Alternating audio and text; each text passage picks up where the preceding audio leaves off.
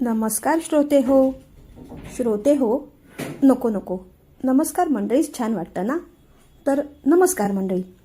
गेल्या भागात आपण पाहिलं की आज एका छोट्या गोष्टीवरून अमित एवढा चिडला होता. अर्थात त्याच्यासाठी ती गोष्ट छोटी नव्हती. बाहेरून त्रयस्थपणे परिस्थितीकडे बघणाऱ्यांना त्यात काय एवढं असं म्हणणं सोपं असतं, पण जी व्यक्ती त्या परिस्थितीत असते त्याच्यासाठी ती गोष्ट मोठीच असते. प्रसाद आणि कीर्तीचं एकत्र राहणं अमितला सहन झालं नाही. कुठेतरी कीर्तीला समजून घ्यायला तो कमी पडला हे खरं. कधीकधी आयुष्यात अशी परिस्थिती येते की आपल्याला अप्रिय असणारी घटना घडते. समोरच्याच्या वागण्यामुळे किंवा आलेल्या परिस्थितीमुळे आपण अस्वस्थ होतो.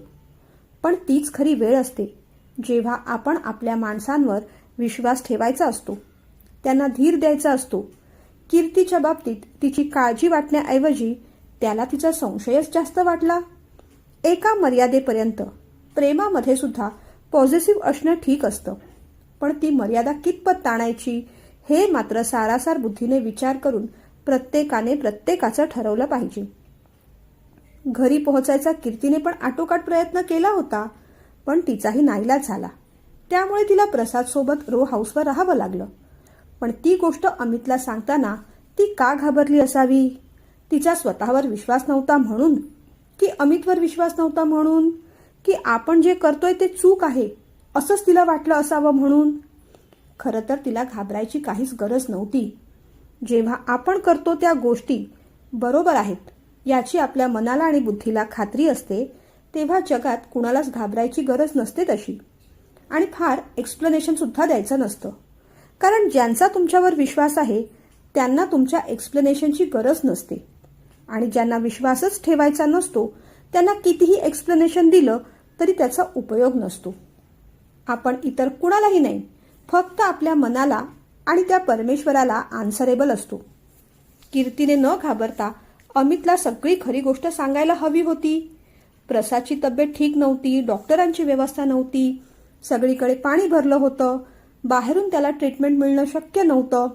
मग अशा परिस्थितीत एकंदरीत त्याची तब्येत पाहता आपणही हॉलमध्ये त्याच्याबरोबर एक सहकारी म्हणून त्याची शुश्रूषा करायला थांबलो होतो हे तिने सांगायला हवं होतं का? की अमितचा राग पाहून तिने त्यावेळेस ते लपवलं हे योग्य केलं? हे आता तुम्ही मला कळवायचंय. मी तुम्हाला नेहमी कमेंट लिहायचा आग्रह करते. याची 2 कारणे आहेत. एक स्वार्थी कारण म्हणजे मला कमेंट वाचायला खूप आवडतं. आपण जे काही करतो लिहितो ते लोकांना आवडतंय ना याची ती पोचपावती असते. आणि दुसरं कारण म्हणजे जे काही कळकळीने लिहिलंय ते आपल्याला सांगायचंय तेच तुमच्यापर्यंत खऱ्या अर्थाने पोचतंय का? त्याचा अर्थ गाभा खऱ्या अर्थाने समजतोय का? आयुष्यात निर्णय घेताना कुठेतरी त्याचा फायदा होतोय का हे पडताळून पाहण्यासाठी. खरं सांगू, कथास्तू किंवा मनकथास्तूवरच्या गोष्टी फक्त मनोरंजनासाठी नसतात, त्या विचारमंथनासाठी असतात. कोणताच निर्णय अगदी परफेक्ट कधीच नसतो, पण आयुष्यात त्यातल्या त्यात कमी चुकीचे निर्णय कसे घ्यायचे, आनंदाने आपलं आयुष्य कसं फुलवायचं याचीच ती थोडक्यात उजळणी असते. कुठेतरी कुणाच्या मनाला कथा स्पर्शून जावी, आयुष्यात कुठेतरी इतरांना त्याचा फायदा व्हावा. कथा लिहिताना ही अशीच माझी धडपड असते. वाचता वाचता तुम्हाला कितपत फायदा होतो हे नाही ठाऊक मला, पण लिहिता लिहिता कधी कधी मला स्वतःलाच काही गोष्टींचं रिअलायझेशन होतं. बाकी कितीतरी वेळा तुमच्या कमेंटमधून एखादी प्रेरणा मिळते, नवीन दिशा मिळते.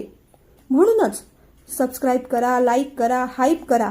याहीपेक्षा तुम्हाला कथेमधलं काय आवडलं यावर कमेंट करा असा माझा अट्टहास असतो.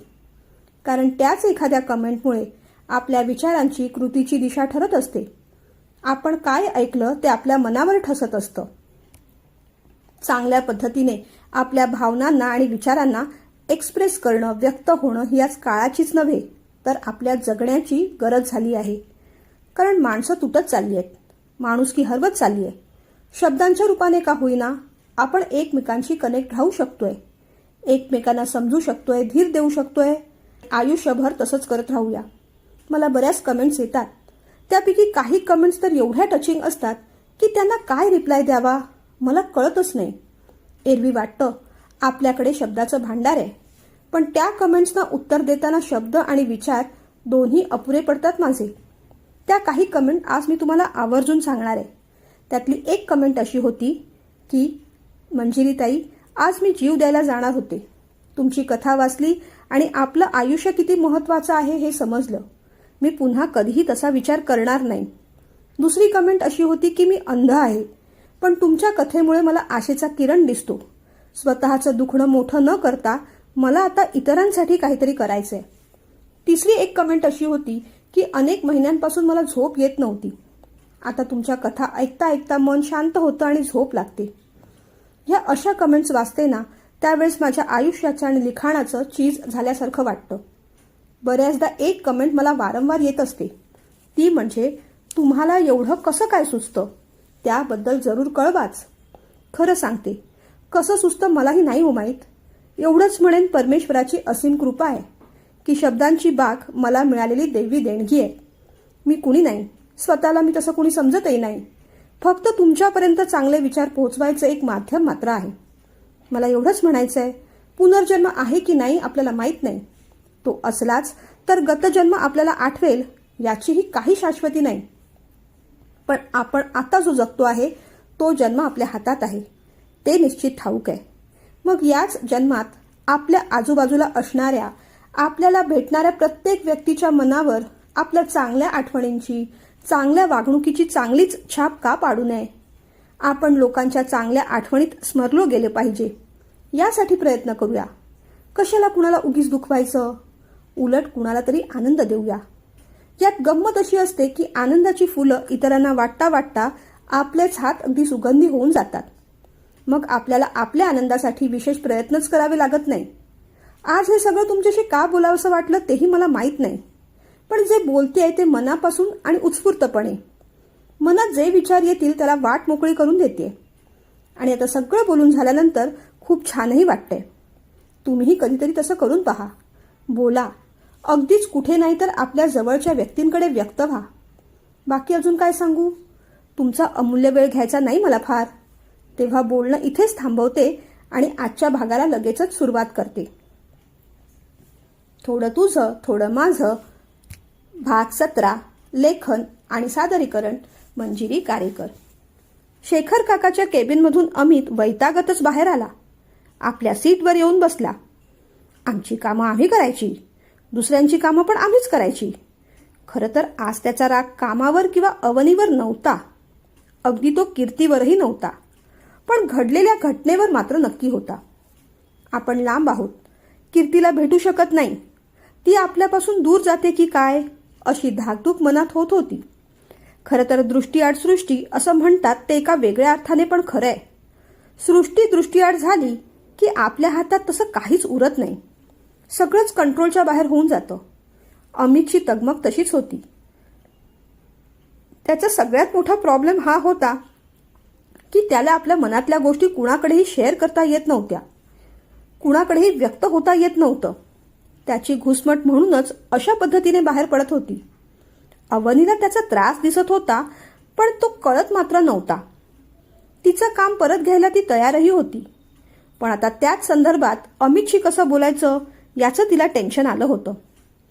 हे ऑलरेडी एवढे भडकले, आता आपण आपलं काम त्यांच्याकडून परत घेतोय म्हटल्यावर आणखीन काहीतरी विचित्र बोलतील असं तिला वाटलं. बघू, लंचमध्ये थोडे शांत झाल्यावर बोलून घेऊ त्यांच्याशी, असा विचार करत ती लॅबमध्ये निघून गेली. आज अवनी ऑफिस जॉईन करणार आहे हे शर्वरी काकूला माहीत नव्हतं, त्यामुळे तिने फक्त अमितचाच डबा दिला होता. लंच झाला तसा तो खाली गेला. त्याने चटकन फोन काढला आणि फोन फिरवला.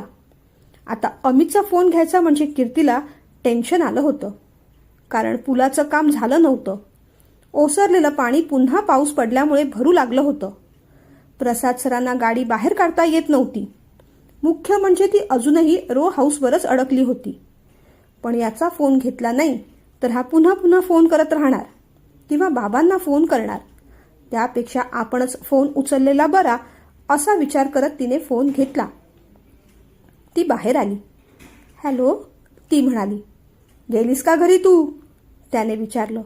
नाही अजून, पुलाचं काम कुठे झालंय, पुन्हा पाऊस सुरू झालाय, त्यामुळे मागच्या बाजूला पण पाणी भरलंय. गाडी काढणं शक्य होत नाहीये, ती म्हणाली. हो, मग एरोप्लेन पाठवू की बोट? त्याने विचारलं. असं काय करतोय समू? अरे माझ्या हातात काय आहे? मला शक्य असतं तर मी कालच घरी गेले असते ना, ती म्हणाली. तुझ्या हातात काय आहे? एवढा धबाधबा पाऊस कोसळत होता, ऑफिसमधून हाफ डे घेऊन घरी जाणं तुझ्या हातात नव्हतं, त्याने विचारलं. अरे ऑफिसमधून सोडायला पण पाहिजे ना. 4 वाजता सगळ्या स्टाफला सोडलं. डॉक्युमेंट्स पूर्ण करून मी सुद्धा निघणारच होते, पण तेवढ्यात बातमी आली की पूल पडला. मग कशी निघणार मी, तिने विचारलं. याचा विचार तू पूल पडायच्या आधी करायला पाहिजे होतास, तो मूर्खासारखं काहीतरी बोलत राहिला. आता पाऊस कमी झाला की निघते, नको चिडूस, ती हळूवारपणे म्हणाली. मला काय करायचंय? पाऊस कमी झाला नाही तर वाढला. तू आज दिवसभर रात्रभर तिथेच राहा रो हाऊसवर. साधा कॉमन सेन्स नाही तुला? पावसाचा जोर वाढतोय, आपण ऑफिसला जाऊ नये किंवा लगेच निघावं, ही गोष्ट कळत नाही तुला? तो रागानेच विचारत होता. तिच्या डोळ्यात आता पाणी जमा होऊ लागलं होतं.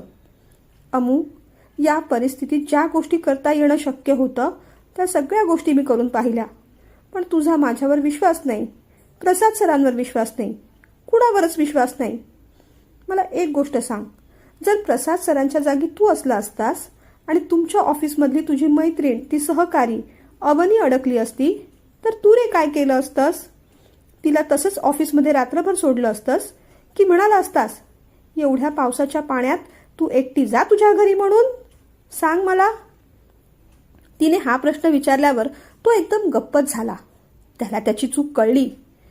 पण तू पावसाचा जोर पाहायला हवा होतास ना. बरं जाऊ देत आता लवकर निघा आणि घरी पोच. मला मेसेज कर, ठीक आहे, तो म्हणाला. बाय, ती म्हणाली. एवढं म्हणून तो वळला. पाहतो तर मागे अवनी उभी होती. काय आहे, त्याने विचारलं. लंचसाठी तुमची वाट पाहत होते, ती म्हणाली. कधीपासून, त्याने विचारलं. हे काय आत्ताच आले? तुम्ही कुणाला तरी ओरडत होतात ना, पावसाचा जोर पाहायला हवा होता, लवकर निघ. कुणी अडकलंय का पावसात, तिने विचारलं. हो, माझा मित्र अडकलाय, तो म्हणाला. कुठे अडकलाय, तिने काळजीने विचारलं. विठ्ठलवाडीचा मित्र आहे ग तो. ऑफिसमधून निघाला पण त्याच्या फ्रेंडच्या घरी अडकून पडलाय. अमितने वाटेल ती थाप ठोकून दिली. हो ना, सगळीकडेच पाऊस आहे, काय करणार. जाऊ देत, चला आपण जेवता जेवता गप्पा मारूया. मी ना आज तुमच्यासाठी बिटाची कोशिंबीर आणली आहे. मी केली आहे, तुम्हाला आवडते ना तशी, पण मी फोडणी घालून केली आहे. आज तुम्ही तशी टेस्ट करून पहा. नेहमी तुम्ही माझ्यासाठी डबा आणता, आज मी तुमच्यासाठी कोशिंबीर आणली आहे. चला जेवूया. मग अमितचा राग थोडा शांत झाला. चल, तिने तिचा डबा काढला, त्याने त्याचा डबा काढला. ना कोशिंबीर, त्याने हसत हसत तिच्या डब्यातली कोशिंबीर घेतली. एक घास खाल्ला. हां, छान झाली आहे कोशिंबीर, तो म्हणाला. ती हसली. मला ना तुमच्याशी थोडं बोलायचं होतं, ती म्हणाली. बोल मग. माझं काम शेखर सरांनी तुम्हाला दिलंय ना, ते मी परत घेते. मी करेन मॅनेज, खरंच सांगते. थोडं लवकर येत जाईन आणि पूर्ण करेन, ती म्हणाली. पण आता त्याचा राग थोडा शांत झाला होता. तो म्हणाला, असू देत, काही दिवस मी करतो मदत. एकदा का काम लेवल अप झालं ना मग काही प्रॉब्लेम नाही. बरं, मी आणखीन एक चमचा कोशिंबीर घेऊ का, त्याने विचारलं. घ्या ना, सगळी तुमच्यासाठीच आहे, ती म्हणाली. पण काय हो, तुम्ही तुमच्या मित्रावर एवढे का हो भडकलात? खरोखर सगळीकडेच पाऊस आहे, ती म्हणाली. आता काय बोलावं अमितला सुचलं नाही. तो म्हणाला, भडकणार नाही तर काय, जेव्हा आपल्याला कळतं पावसाचा जोर वाढतोय तेव्हा लगेच निघायचं ना. कुणाच्या तरी घरी अडकून पडण्यापेक्षा आपल्या घरी सेफ जाणं बरोबर नाही का, त्याने विचारलं. तुमचं म्हणणं अगदीच बरोबर आहे, पण कधी कधी काही गोष्टी आपल्या हातात नसतात. आपण काय विचार करतो, आता थोड्या वेळात ह्या पावसाचा जोर कमी होईल तेव्हा निघू. पण कधी कधी अचानकच पावसाचा जोर वाढतो आणि मग गोंधळ होऊन जातो. तुमचा मित्र आहे तिथे सेफ आहे ना, तर मग झालं. तुम्हाला तशी काळजी वाटणं स्वाभाविक आहे, पण त्यांच्यावरही एवढं चिडू नका हो. त्यांनी सुद्धा काही गोष्टी मुद्दामून केल्या नसणार. कधी कधी या पावसाचा अंदाजच येत नाही. विठ्ठलवाडीला तर खूपच पाऊस आहे. सकाळीच माझ्या प्रसाददादाचा पण फोन आला होता. तो तो मामाला सांगत होता, इथे खूप पाऊस आहे, त्याच्या ऑफिसमध्ये पाणी शिरलंय, त्याच्या स्टाफपैकी कुणीतरी एक मुलगी पण तिथे अडकली, शेवटी तिला बिचारीला रो हाऊसवरच राहावं लागलं. पण ना ती तिथे राहिली ते एका अर्थी बरं झालं, कारण प्रसाद दादाला काल रात्री खूप ताप आला होता. त्यात त्याचं औषधही संपलं होतं. मामी सुद्धा नेमकी इथे आली. मग त्या बिचाऱ्या मुलीनेच त्याला गोळी दिली, जेवण केलं, मिठाच्या पाण्याच्या पट्ट्या ठेवल्या, त्याची काळजी पण घेतली. त्यामुळे कुठे दादाला आता बरं वाटतंय. मामा मामी सुद्धा त्या मुलीला पर्सनली थँक्यू म्हणणार आहे. आता सहकारी म्हटलं तर एकमेकांना मदत करायचीच असते, नाही का? ती बोलत होती तसा अमितचा चेहरा आता लाल लाल होत होता. त्याला काहीतरी कळलं होतं जे नको कळायला हवं होतं. त्याने खाडकन त्याचा डबा बंद केला आणि तो उभा राहिला. अहो, काय झालं? जेवा ना. तुम्ही कोशिंबीर घेणार होतात ना आणखीन? तिने आश्चर्यानेच विचारलं. काही नकोय मला तुझी कोशिंबीर. बहीण कोशिंबीर वाटते, भाऊ डोक्याचं रायतं करतोय. बडबडत तो निघून गेला. तिला अजूनही भाऊ बहिणीचा विषय काय तो कळतच नव्हता. झालं, यांचं पुन्हा सुरू झालं. कोणते दुर्दैवी भाऊ बहीण आहेत कुणास ठाऊक, आणि काय त्या भाऊ बहिणीच्या मागे लागलेले असतात तेही कळत नाही. तो आपल्याबद्दल किंवा प्रसाद दादाबद्दल बोलतोय याची तिला जराही जाणीव झाली नाही, कारण तिच्यावर तो कामासाठी चिडणं स्वाभाविक असेलही. पण प्रसादवर तो का चिडेल? त्याला तर त्याने पाहिलेलं सुद्धा नाही, त्यामुळे सध्या तरी त्या गोष्टीचा तिला काही संदर्भ लागला नाही. तो असाच उठून गेला. त्याचं तिला वाईट मात्र वाटलं. यांच्याशी ना कसं वागावं कळतच नाही. मी काम करते म्हटलं तर देत नाहीत, स्वतःही ते काम आनंदाने करत नाहीत. करतात काय? फक्त चिडचिड आणि संदर्भहीन बडबड. जाऊ देत, आपण आपलं काम करावं. तिने आपला डबा संपवला, बंद केला आणि ती बाहेर आली. बाहेर लक्ष गेलं तर कॉर्नरवर झाडाखाली अमित एकटाच फोनवर कुणाशी तरी बोलत होता.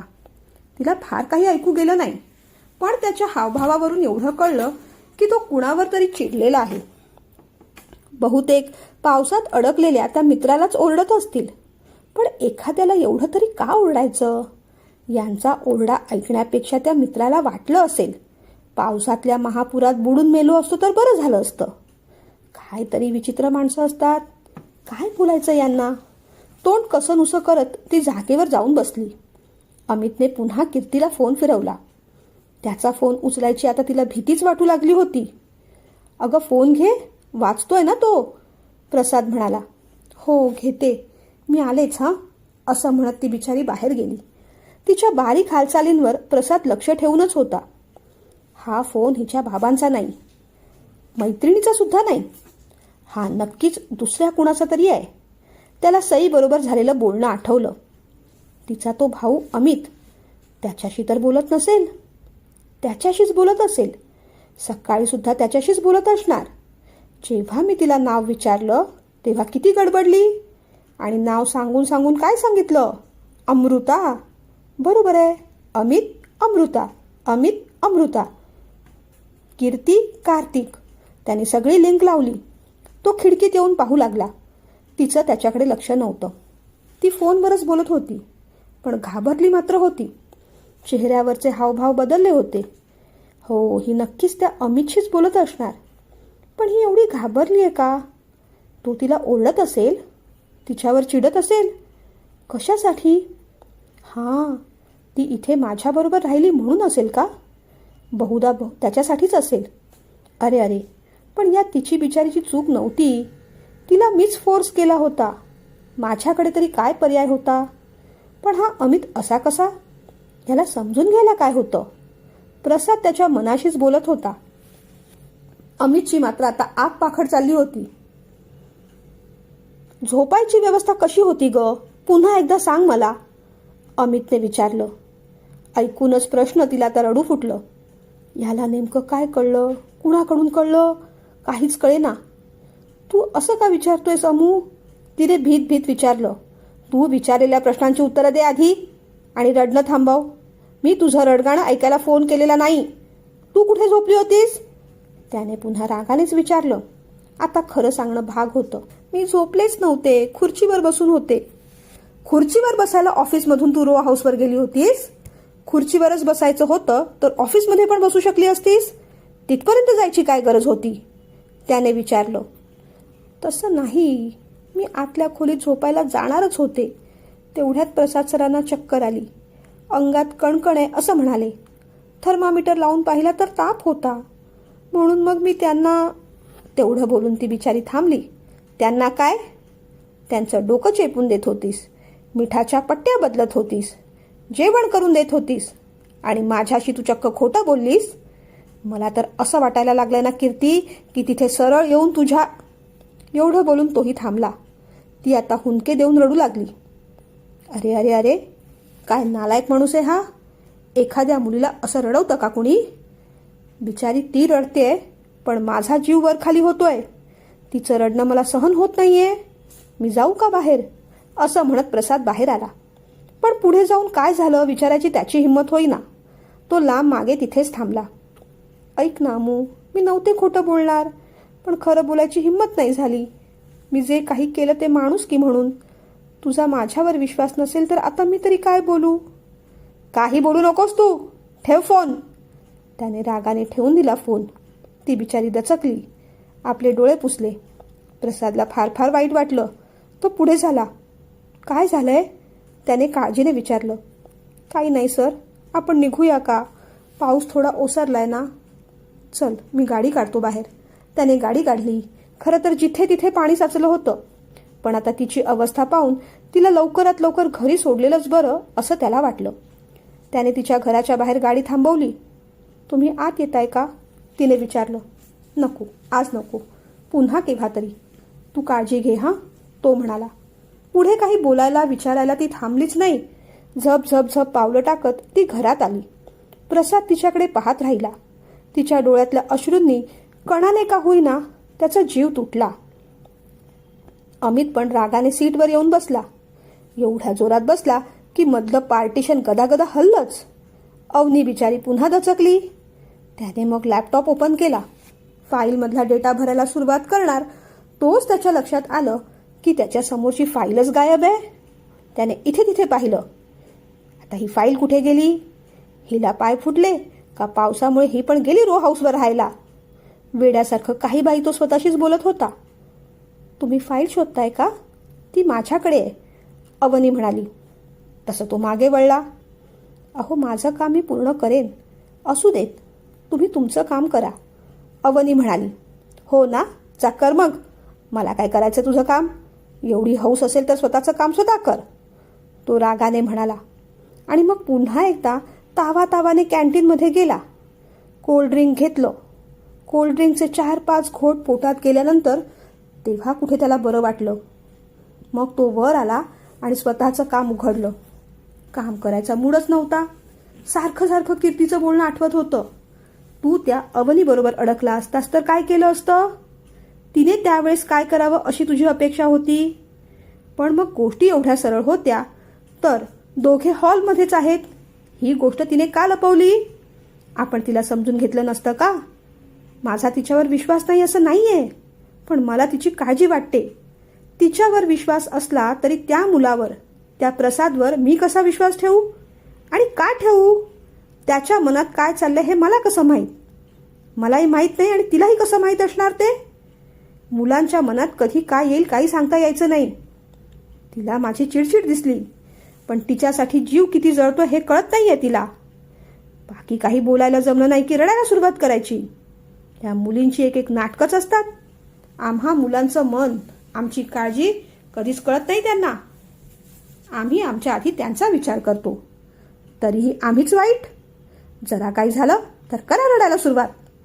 मी तर म्हणतो निसर्गात अशी काहीतरी अरेंजमेंट हवी होती की थोडे दिवस या मुलींना देवाने मुलगे बनवलं पाहिजे होतं, म्हणजे कळलं असतं मुलांचं टेन्शन काय ते. आम्हाला तर सगळ्यांसमोर रडता पण येत नाही. यांचं बरं आहे, मनासारखं झालं नाही की रडत सुटायचं. अमित मनातल्या मनात बडबडत होता. त्याला अगदीच असह्य झालं तेव्हा तोंडातून 2 शब्द जोरातच बाहेर पडले. बसा रडत खुशाल, आम्ही काय करणार त्यात? आपण मोठ्याने बोलून गेलो, आजूबाजूची लोक आपल्याकडे पाहत आहेत. तेव्हा त्याला कसली तरी जाणीव झाली आणि मागून हळूच हुंदक्यांचा आवाज पण ऐकू येऊ लागला. कीर्तीच्या रडण्याचा आवाजाचा आपल्याला भास होतोय की काय, असं त्याला क्षणभर वाटलं. नंतर लक्षात आलं, तसं नाहीये ते. आपल्या मागे पण एक मुलगी बसलेली आहे. काही वेळापूर्वी आपण तिच्यावर ओरडलेलो आहोत, खेकसलो आहोत, चिडलो आहोत. आपल्या ॲक्शनची आता रिॲक्शन आपल्याला ऐकू येते आहे. आता डायरेक्ट कसं मागे बघायचं? म्हणून त्याने उगीच आणखीन आळोखे पिळोखे दिले. उगीच खांदे इकडे तिकडे वळवले, मान डावीकडे वळवून उजवीकडे केली आणि मगच मागे पाहिलं. अवनी मान खाली घालून रडत होती. त्याने नीट पाहिलं, ती हुंदके देऊन रडत होती. बापरे, आता ही सगळ्यांसमोर अशीच रडत राहिली तर सगळे हिला विचारायला येणार. आणि मग चुकून काकाने पाहिलं तर आपलं काही खरं नाही. त्याने मग घसा खाखरला. अवनी, त्याने हाक मारली. तिने लक्ष दिलं नाही. अवनी, त्याने जरा मोठ्यानेच हाक मारली. काय आहे आता? तिने पण रागानेच विचारलं. अगं, रडतेस कशाला? त्या माझ्या मूर्ख मित्रामुळे मी जरा टेन्शनमध्ये होतो आणि चुकून माझा आवाज चढला जरासा. दे ती फाईल, मी करतो पूर्ण, तो म्हणाला. असू देत, मला कुणाच्याही मदतीची गरज नाही, ती म्हणाली आणि मग फाईल बंद करून आपल्या ड्रॉवरमध्ये घुसवून ड्रॉवर लॉक करून ती सरळ लॅबमध्ये निघून गेली. जा, गेली सुडत. एक तर हिची कामं करा आणि वर हिचे नखरे सहन करा. मला काय करायचंय? बस रडत खुशाल. त्याला पुन्हा कीर्तीची काळजी वाटू लागली. आता तरी ही मूर्ख कीर्ती घरी गेली असेल का? त्याने फोन उचलला. फोन करणार तेवढ्यात तिचा मेसेज आला. घरी पोहोचले. मग त्याला कुठे बरं वाटलं. अगदी मोकळं, सेफ वाटलं. कुठल्या तरी पिंजऱ्यातून सुटल्याची भावना मनात आली आणि मग एक चेहऱ्यावर छान स्माईल पण आली. मग त्याने आपलं काम पुढे घेतलं. थोडा वेळ त्याने आपलं काम पूर्ण केलं. काकाचं लक्ष नाही पाहून पुन्हा कॅन्टीनमध्ये गेला. आज दुपारी आपण डबा नीट जेवलेलो नाही, आता आपण लस्सी घेऊया असा विचार करत त्याने थंडगार लस्सी घेतली. लस्सी घेतल्यावर त्याला आणखीन बरं वाटलं. मग त्याने काकूला फोन लावला. काकू, आज मस्तपैकी भेळ करून ठेव. आज दुपारी डबा जेवायला मला वेळच मिळाला नाही ग. हो का रे अमू? बरं बरं, आज छान तिखट चटणी घालून भेळ करीन हां. मग काकूशी थोड्या गप्पा मारून तो वर आला. आणि पाहतो तर काय, अवनी काकाच्या केबिनमध्ये उभी राहून काहीतरी बोलत होती. मध्ये मध्ये रडत पण होती, डोळे पुसत होती. तो घाबरला. अगदी लबाड आहे ही अवनी. मी नाही पाहून संधी साधून लगेच चोंबडेपणा करायला गेली आत. तो कम्प्युटरवर काहीतरी काम करत बसला. मध्ये मध्ये लक्ष अवनीकडे जात होतं, एकदा काकाकडे जात होतं आणि तेवढ्यातच त्याचा फोन वाजला. काकाच्या हातात पण रिसिव्हर होता. म्हणजे हा फोन काकानेच आपल्याला केलाय. अरे अरे, आता भेळ खायच्या आधीच तोंड तिखट करणार हा काका. कसं तरी तोंड करतच त्याने फोन उचलला. तो फोन उचलून हॅलो म्हणायच्या आधीच काकाचा भारदस्त आवाज ऐकू आला. अमू, आत ये जरा. तो हो म्हणायच्या आधीच काकाने फोन ठेवून पण दिला. शी बाबा, आता या मुलीसमोर काका पुन्हा आपल्याला काहीतरी बोलणार, तिच्यासमोर इन्सल्ट करणार. मला ते सगळं आवडणार नाहीये. पण जाऊ देत, आपण आपल्या अंगाला लावून घ्यायचं नाही. आपण सगळं तिच्यावरच ढकलून टाकायचं. आपण सांगायचं, मी तर काम करतच होतो, तिने माझ्याकडून फाईल काढून घेतली, ड्रॉवरमध्ये लॉक करून ठेवली.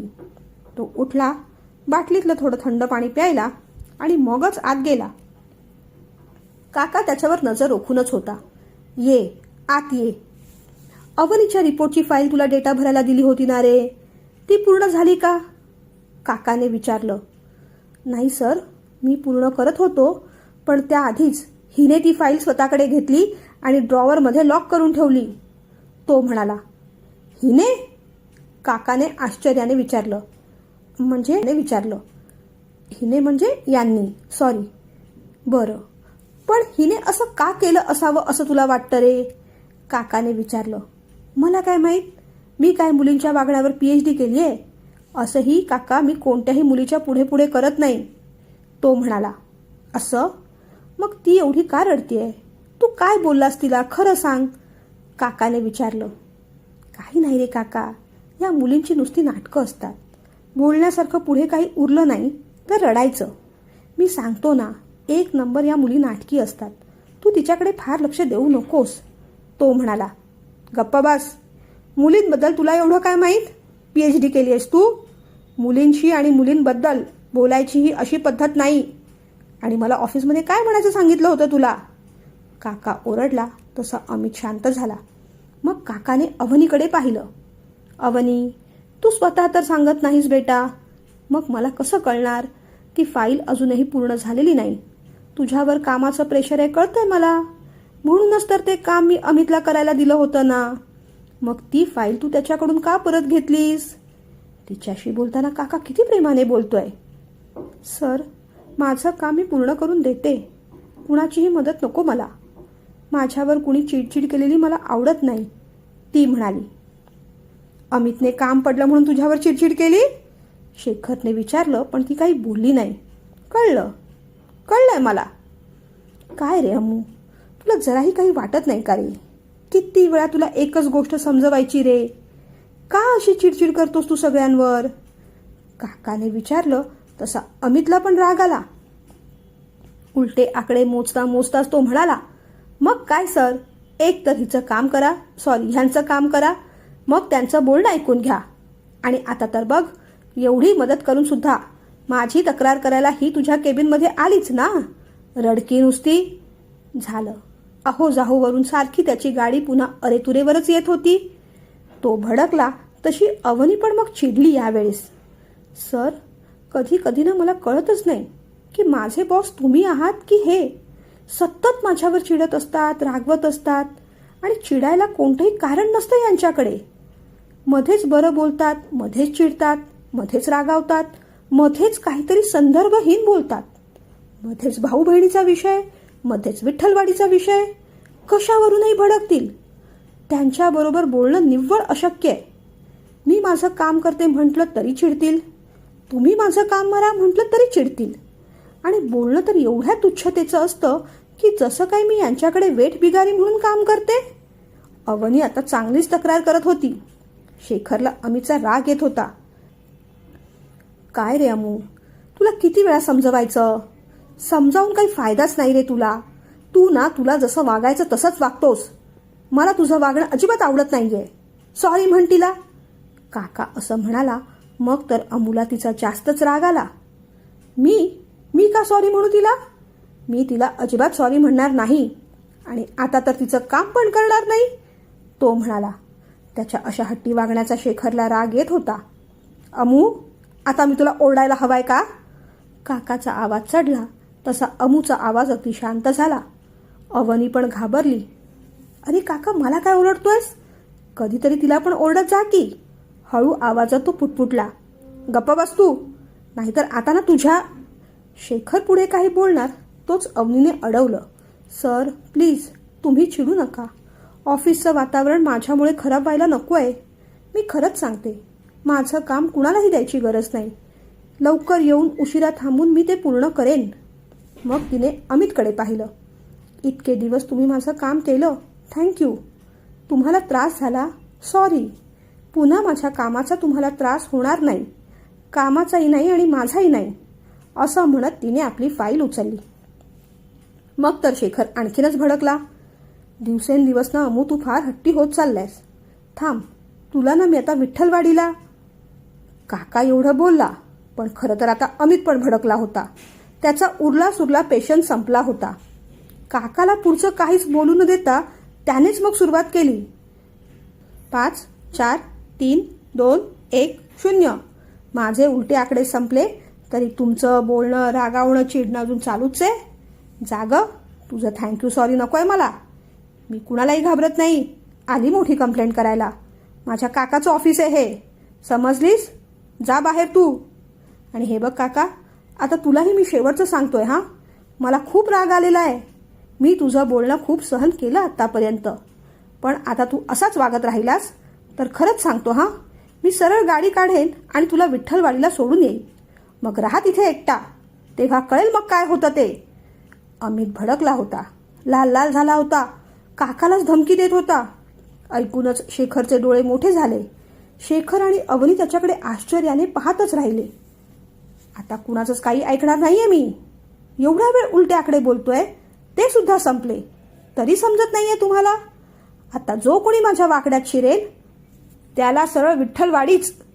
काहीतरी बडबडत अमित रागातच केबिनमधून सरळ बाहेर पडला. आपण काय बोलतोय, काय वागतोय त्याचं त्यालाही कळलं नाही, त्यालाही कळलं नाही, शेखरलाही कळलं नाही, अवनीला तर अजिबात कळलं नाही.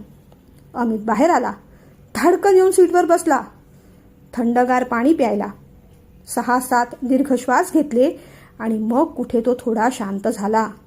त्याने आजूबाजूला पाहिलं. सगळेजण त्यांचं त्यांचं काम करत होते. त्याने पण कसली तरी फाईल ओपन करून ठेवली. पण आता डोकं गरगरू लागलं होतं. अचानक कुठून आलेलं अवसान हळूहळू गळू लागलं होतं. वास्तवाचं भान आलं होतं. आपण आता काय करून आलो, काय बोलून आलो, तेच डोक्यात आणि कानात घुमू लागलं. बाप रे, त्याने मान खाली घातली. काकाकडे पाहायची हिंमत उरलीच नव्हती. समोर काकाच्या केबिनमध्ये पाहायची आता काही हिंमत होईना. केबिनचा दरवाजा उघडतोय, अवनी बाहेर येते हे त्याला समजलं. त्याला भीती वाटली. मागून जर काका बाहेर आला तर आपलं आज काही खरं नाही. पण तसं घडलं नाही. अवनी त्याच्या बाजूने गेली आणि मागे जाऊन बसली. त्याने हळूच काकाच्या केबिनमध्ये पाहिलं. पण काका शांत होता. आपलं आपलं काहीतरी काम करत होता. आता जे घडलं ते खरंच सत्यात घडलं की आपला भास होता? काका एवढा शांत कसा राहिला? आपण त्याला आता काय बोलून आलो? डायरेक्ट त्याच्यावर चिडलो, त्याला धमकी दिली, विठ्ठलवाडीला सोडून यायची धमकी दिली. काकूचा ना उलट्या आकड्यांचा उपाय काही कामाला आलेला नाही. आकड्यांचा तर काही फायदा झाला नाहीच, उलट त्याने गडबडच जास्त झाली. पण जाऊ दे, काका शांत दिसतोय तसा. तेवढं काही मनावर घेतलेलं नसणार त्याने. पण नंतर घेतलं म्हणजे अमितचं टेन्शन वाढू लागलं. घड्याळात पाहिलं, 6 वाजतच आले होते. आता निघायचीच वेळ झालीये. बॅग घेऊन काका बाहेर आला तसं त्याचं हृदय धडधडू लागलं. काकाने त्याच्याकडे पाहिलं. बोलला काहीच नाही. डायरेक्ट अवनीकडे जाऊन थांबला. अवनी, ती चटकन उभी राहिली. किती वाजेपर्यंत थांबणार आहेस तू? काकाने विचारलं. 1-1.5 तास थांबेन सर, ती म्हणाली. हे बघ, थांबून काम नको करूस. वाटल्यास लवकर येत जा. जा आता घरी, ऐक माझं. काकाने पुन्हा आग्रह केल्यावर तिने मग फाईल बंद केली. ओके सर, असं म्हटलं. काका पुढे गेला. अमितने पण पटापट आपला लॅपटॉप बंद केला. आपली बॅग घेऊन तो काकाच्या मागे चालू लागला. लिफ्टमधून खाली उतरला. काकाकडे पाहत होता, पण काका काही बोलला नाही. गाडीत बसायच्या अगोदर अमितने काकाला हाक मारली. काका? शेखरने मागे वळून पाहिलं. मी करतो वाटल्यास ड्रायव्हिंग, तू आज आराम कर. उगीच काकाला मस्का लावण्यासाठी म्हणून तो म्हणाला. कोरे बाबा, तुझ्या हातात गाडीचं स्टिअरिंग दिलं तर डायरेक्ट मला विठ्ठलवाडीला सोडून येशील ना तू? घाबरतो मी फार तुला. काका रागानेच म्हणाला आणि गाडी स्टार्ट केली. अमित त्याच्या बाजूलाच बसला. काका, ऐकतोस का जरा? हे बघ काका, तशी आपल्या दोघांची काही दुश्मनी नाही रे. त्या मुलीमुळे आपल्यात कशाला भांडण हवं? खरं तर मला तिच्यासमोर तुला रागवायचं पण नव्हतं. तू तसा चांगला आहेस, गोष्टी कळतात तुला. तुला फार समजवावं लागतं असंही नाही. म्हणून सांगतो, तू त्या अवनीवर विश्वास अजिबात ठेवू नकोस. उगीच चोंबडेपणा करत असते रे ती, रडकी. जाऊ देत, सध्या तिचा विषय नको. पण मी काय म्हणतो ते तुला कळतंय ना? अमितने तिरप्या नजरेने काकाकडे पाहिलं आणि विचारलं. कळतंय ना, चांगलंच कळतंय मला अमू. तू थोडा वेळ थांब रे. तुझ्याशी ना आता मी घरी जाऊनच बोलतो आणि असं काही बोलतो ना तू बघतच राहशील. काका असं म्हणाला तसं अमितचं हृदय आता धडधडू लागलं. घरी जाऊन काय बोलणार काका? इथेच काय ते बोलून टाक पटकन. तो म्हणाला. गप्पा बस. आज तुझ्या अशा हुशाऱ्या काढतो ना मी घरी जाऊन, बघ तू. काका बोलला तसा अमित मग गपगार झाला. घर आलं. काका, बेल तू वाजवतोस की मी वाजवू? अमितने काकाला विचारलं. तूच वाजव बाबा. उगीच तुला राग बीग आला तर डायरेक्ट मला विठ्ठलवाडीला सोडून येशील, नाही का? काका म्हणाला. अमितने मग अगदी हळुवारपणे बेल वाजवली. काकूने दरवाजा उघडला. अरे, बेल एवढ्यात शांतपणे कशी वाजवली सामू? काकूने विचारलं. आता सगळं शांतपणेच करायचंय असंच ठरवलंय मी काकू. काकाकडे पाहत तो म्हणाला, झालं, तू असं काहीतरी ठरवलंयस म्हणजे परत आज काहीतरी बिनसलंय, बरोबर ना? शर्वरीला बरोबर लक्षात आलं. तिने वैतागतच विचारलं, काय रे, आज काय झालं परत? अमू काही बोलला नाही, शेखर पण काही बोलला नाही, पण शांतपणे जाऊन सोफ्यावर बसला. शरू, जरा स्ट्रॉंग कॉफी कर ग, माझं डोकं जड झालंय. अमित पण काकाच्या बाजूला जाऊन बसला. तू स्ट्रॉंग कॉफी घे काका, तुला बरं वाटेल थोडं, मग आपण शांतपणे बोलूया, अमित म्हणाला. तू आता इथून उठतोस की आता तुला मी देऊ एक ठेवून? शेखर भडकला तसा अमित झटकन या कॉर्नरवरून सोफ्याच्या त्या कॉर्नरवर क्षणात शिफ्ट झाला. काय हो, काय झालं? आता काय केलं याने? शर्वरीने काळजीनेच विचारलं. विचार विचार ना, त्यालाच विचार. शेखरने रागानेच म्हटलं, काय रे अमू, परत आता काय करून ठेवलंस रे तू? शर्वरी काळजीने त्याच्या बाजूला जाऊन बसली. मी काहीही केलेलं नाही काकू, खरंच सांगतोय. काका उगीच भडकतो माझ्यावर, तो म्हणाला. अहो तुम्ही सांगा काय झालं? शर्वरीने शेखरला विचारलं. सांगतो ना, मीच सांगतो आता. ती बिचारी अवनी आज ऑफिसमध्ये जॉईन झाली. मी या मूर्खाला म्हटलं 2-3 दिवस तिचं काम कर जरा. माझ्यासमोर हो म्हणाला. बाहेर जाऊन तिच्यावर राग काढला, चिडचिड करत राहिला. काम पूर्ण झालं नव्हतं म्हणून मी तिला विचारलं. ती मला म्हणाली आज संध्याकाळी थांबून पूर्ण करेल. आता कोणत्याही मुलीला ऑफिस नंतर कसं थांबवायचं? म्हणून या गाढवाला म्हटलं होतं तू तिला मदत कर, पण याने काय केलं, तिच्यावर चिडचिड केली. ती बिचारी तेही सांगत नव्हती, फक्त माझं काम कुणाला देऊ नका, मी करेन असंच म्हणत होती. मलाच डाऊट आला म्हणून याला आत बोलवलं. महाराजांचा ॲटिट्यूड केवढा मोठा, त्यांना लगेच राग आला. मी काही बोलायच्या आधीच मला धमकी दिली. युवराज मला म्हणाले, हे बघ काका, आता तुला ही शेवटचं सांगतोय मी, मला खूप राग आलेला आहे आणि तू असाच वागत राहिलास तर मी सरळ गाडी काढेन आणि तुला विठ्ठलवाडीला सोडून येईन, मग राहा तिथे एकटा. बघितलंस ना शरू, याची हिंमत किती वाढली आहे ती. शेखर असं म्हणताच शर्वरीला जे हसायला आलं ते थांबेच ना. शेखर आश्चर्याने पाहू लागला. अमितला पण आश्चर्य वाटलं. मान वळवून वळवून तो काकूकडे एकटक पाहू लागला. तुला तरी काही अक्कल आहे की नाही शरू, हसतेस काय तू? अहो मग काय करणार, तुम्ही तरी प्रत्येक वेळेस त्याला कशाला हो धमकी देता? त्याचीच धास्ती घेतली आहे त्याने. मुलांशी असं वागू नये हो, अगदी रागात सुद्धा नाही आणि मस्करीत सुद्धा नाही. शिक्षेला घाबरून मुलं फार वेळ चांगलं वागत नाहीत. त्यांची चूक त्यांना जरूर सांगावी, पण असा तलवारीच्या टोकावरचा धाक नसावा. कालपर्यंत तुम्ही त्याला धमकवत होतात, आज त्याने तीच तलवार उपसली, तो तुम्हाला धमकवतोय. काय चुकलं त्याचं? तो चिडचिड करतो म्हणून तुम्हाला राग आला, पण तुम्ही तरी त्याच्या चिडचिडीचं कारण समजून घेतलं का हो कधीतरी? त्यालाही काही टेन्शन असेल, काही त्रास असेल. अवनीचं मन कळतं तुम्हाला, त्याचं कळत नाही का हो? मग तिने अमितकडे पाहिलं. अमू इथे ये, ये राजा, घाबरू नकोस, काकू म्हणाली. तसा तो गुपचूप काकूच्या बाजूला जाऊन बसला. त्याचा हात हातात घेत काकूने विचारलं, काय झालं वासरा, एवढी का चिडचिड? तुझ्यावर कामाचं प्रेशर आहे का? तुला कसला त्रास होतोय का? काही दुखतंय का? कुणी काही बोललंय का? एवढी चिडचिड कशाला रे राजा? काकूचं ते प्रेमळ बोलणं ऐकूनच अमूला रडू फुटलं. सॉरी काकू, माझी चिडचिड, माझा राग कुणाकडेच बोलता येत नाही मला. तरी तू म्हणतेस त्याप्रमाणे उलटे आकडे म्हणत होतो. आकडे सुद्धा संपले, पण तरीही लोक रागवतच होती मला. ती अवनी पण फार डोकं खाते ग. मी तिचं काम करत होतो, तिने रागाने ती फाईल घेतली, ड्रॉवरमध्ये बंद करून ठेवली. मग मलाही राग आला.